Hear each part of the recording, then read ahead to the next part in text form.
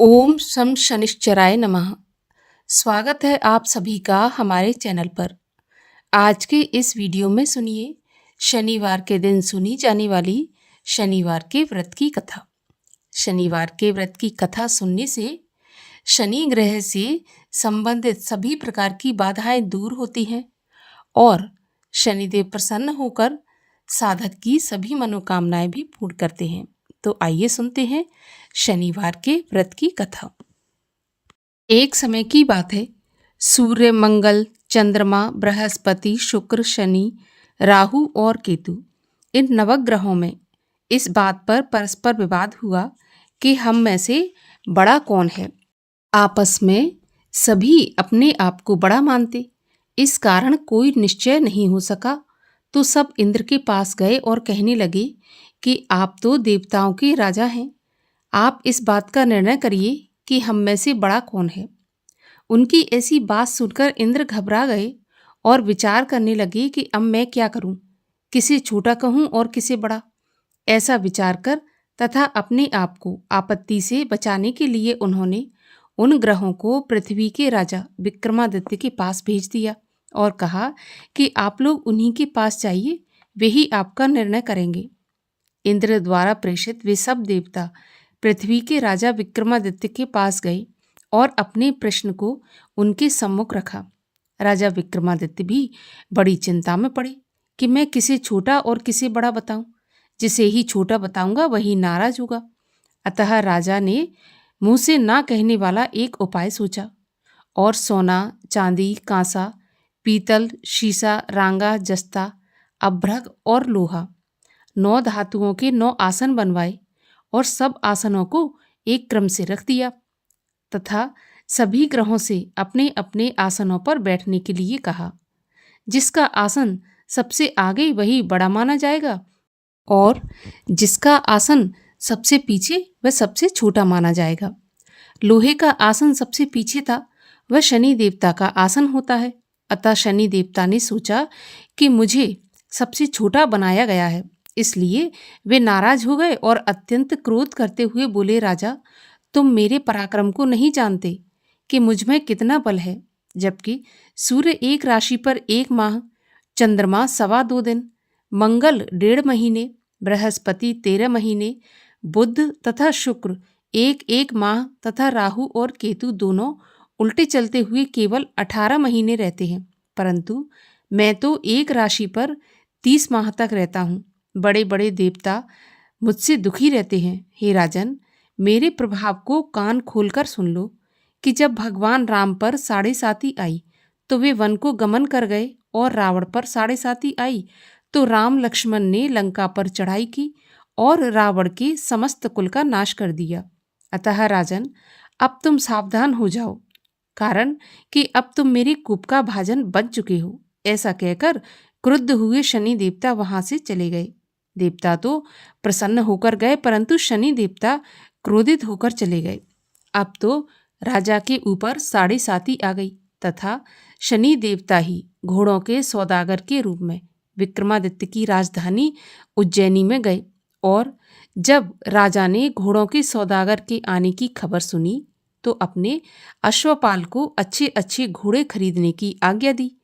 फिर तो अश्वपाल सौदागर के पास जाकर घोड़े देखने लगा तो घोड़ों की नस्ल तथा उनका मूल्य देखकर और सुनकर चकित हो गया और तुरंत ही राजा को खबर दी कि वे स्वयं ही घोड़ों को आकर देखें।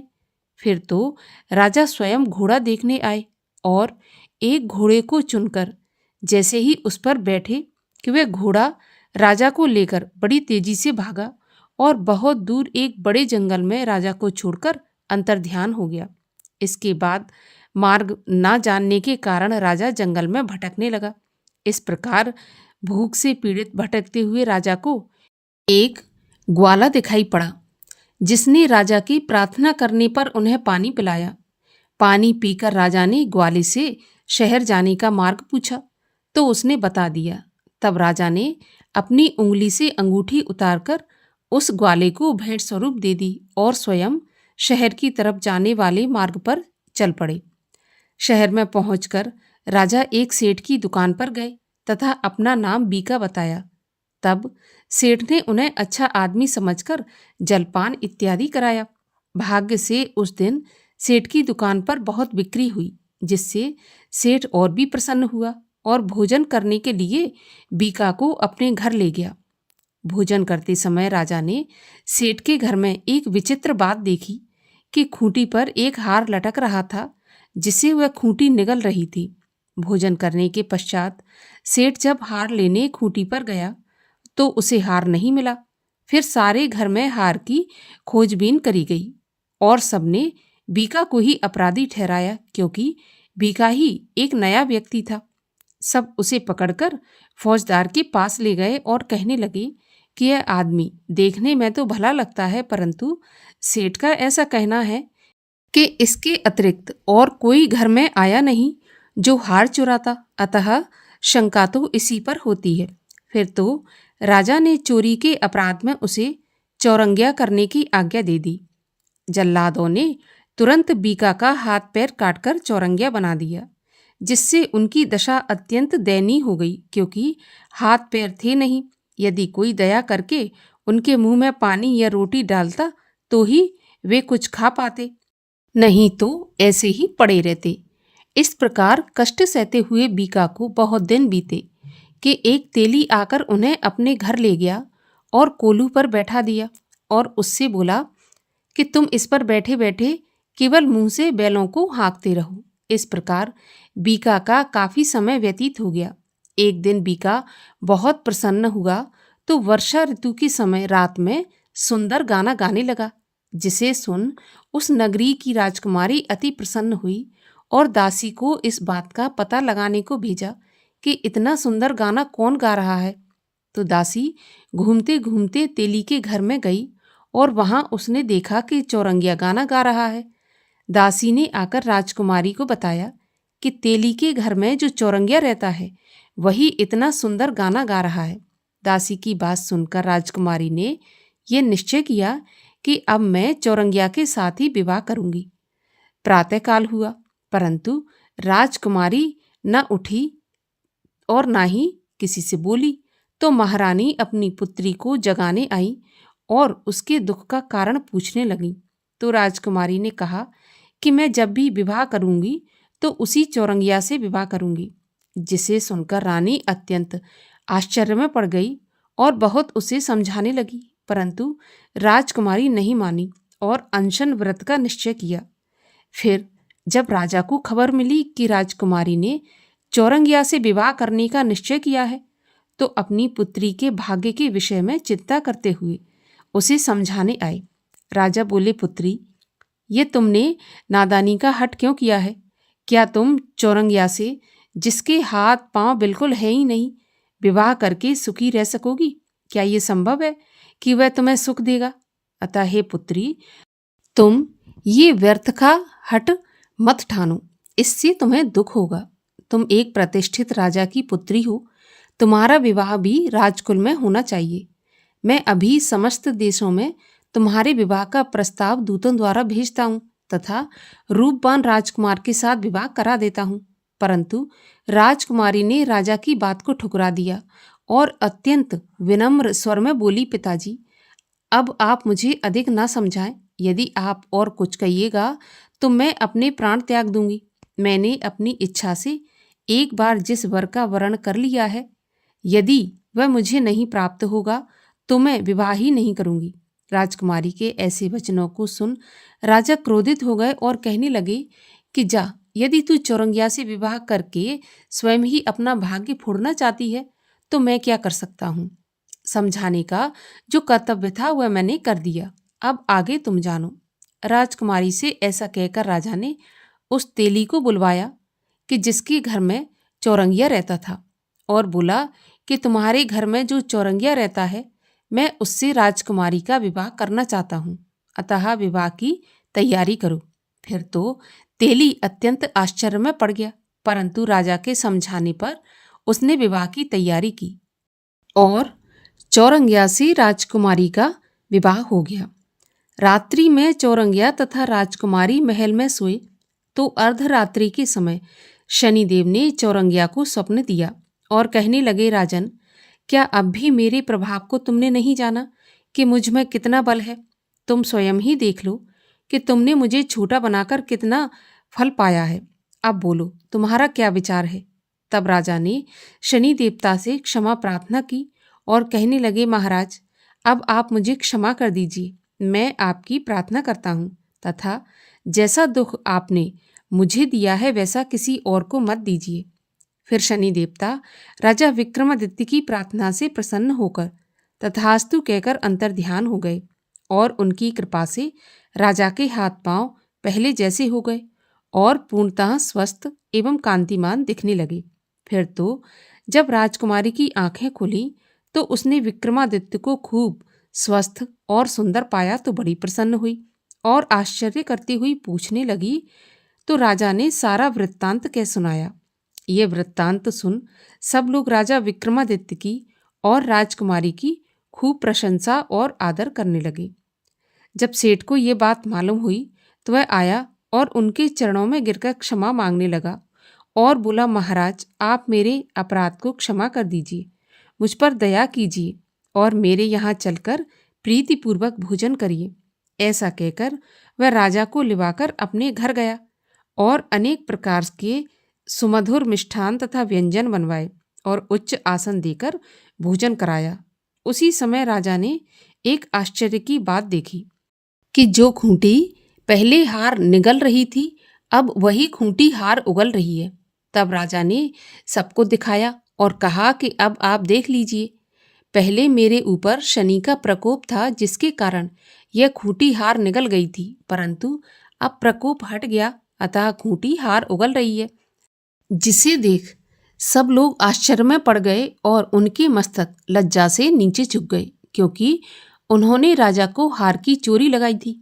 भोजन समाप्त होने पर सेठ ने राजा को अपना जामाता बनाना चाहा और अपनी कन्या श्री कुंवरी का विवाह राजा से करा दिया और साथ ही दहेज में बहुत सारा धन दिया।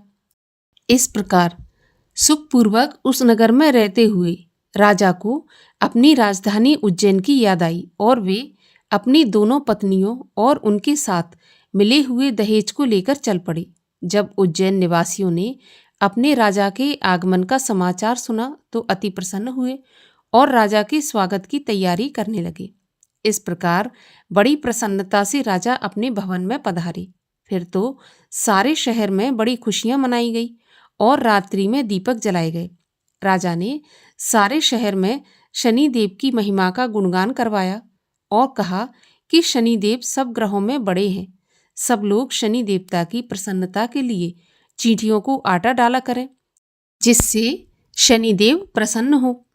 जो भी मनुष्य इस कथा का पठन पाठन या श्रवण करता है उसके समस्त दुख दूर हो जाते हैं और उनकी मनोकामना शनिदेव की कृपा से पूर्ण होती है। बोलिए शनिदेव की जय। और अब सुनिए शनिदेव और माता लक्ष्मी की कथा।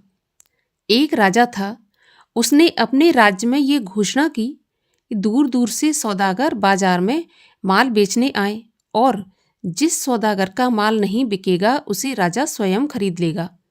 सौदागर प्रसन्न हुए। जब किसी सौदागर का माल नहीं बिकता तो राजा के आदमी जाते और उसे उचित मूल्य देकर सारा सामान खरीद लेते। एक दिन की बात है, एक लोहार लोहे की शनिदेव की मूर्ति बनाकर लाया। शनि की मूर्ति का कोई खरीदार नहीं आया और ऐसे करके संध्या हो गई। संध्या के समय जब राज्य के कर्मचारियों ने देखा कि एक लोहार की मूर्ति किसी ने नहीं खरीदी तो उन्होंने उस लोहार को उचित मूल्य देकर उस मूर्ति को खरीद लिया और राजा के पास लेकर आए। राजा ने उसे आदर से अपने घर में रखा। शनिदेव के घर आ जाने पर घर में रहने वाले अनेक देवी देवता बड़े रुष्ट हुए। रात के अंधेरे में राजा ने एक तेजमयी स्त्री को घर से निकलते देखा तो उससे राजा ने पूछा कि तुम कौन हो? तो वह बोली, मैं लक्ष्मी हूँ। तुम्हारे महलों में अब शनि का वास है, अतः मैं यहाँ नहीं रह सकती। तो राजा ने उसे रोका नहीं और जाने दिया। कुछ समय के बाद एक देव पुरुष भी घर से बाहर जाने लगा तो राजा ने उससे पूछा कि तुम कौन हो?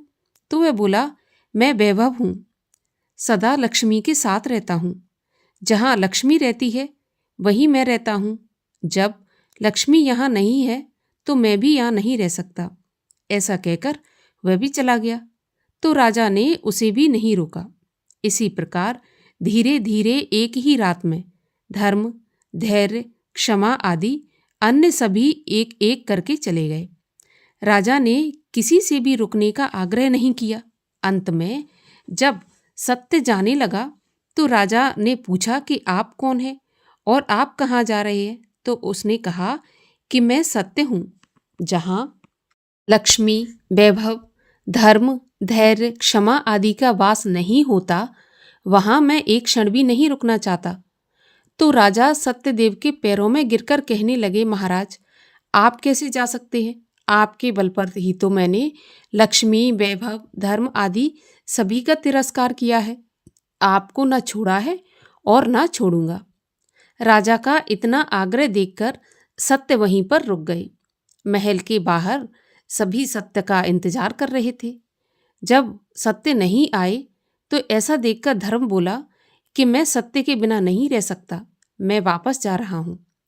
अब तो धर्म के पीछे पीछे दया, धैर्य, क्षमा, वैभव और लक्ष्मी सभी लौट आए और कहने लगे कि जहां सत्य है वहीं पर हम सबका निवास है। राजा से कहने लगे कि तुम्हारे सत्य प्रेम के कारण ही हमें लौटना पड़ा। हमने तुम्हारे जैसा राजा अभी तक नहीं देखा। तुम जैसा राजा दुखी नहीं रह सकता, क्योंकि सत्य के प्रेमी हो तुम। सत्य प्रेम के कारण लक्ष्मी और शनि एक ही स्थान पर रहने लगे। बोलिए लक्ष्मी माता की जय। शनिदेव की आरती। जय श्री शनि देवा स्वामी, जय श्री शनि देवा। सब में आप शिरोमणि, मानत सब देवा। ओम जय श्री शनि देवा। सभी ग्रहों में बढ़कर महिमा अति भारी, सूरज पुत्र कहायो मानत संसारी। जय जय श्री शनि देवा। क्रोध दशा भुगताओ, छार छार करता राजी हो भुगताओ।